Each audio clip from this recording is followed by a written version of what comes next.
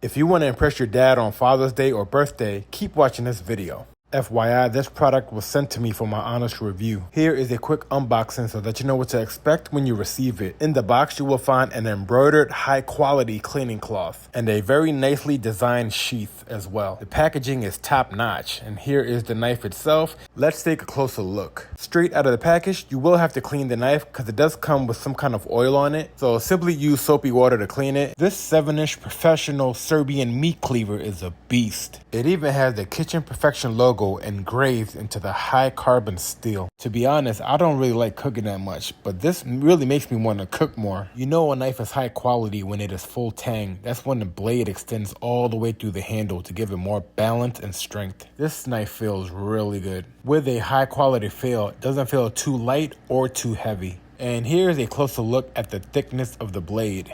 And it's also super sharp and will cut through the meats with ease. Now, in order to preserve your knife, once it's clean and dry, make sure to grab your cleaning cloth, put a little bit of your preferred oil, and give it a good wipe down to protect the metal and keep your high quality cleaver in tip-top shape. Remember, if you take care of it, it will take care of you and last for many, many years. And I hope this video was helpful.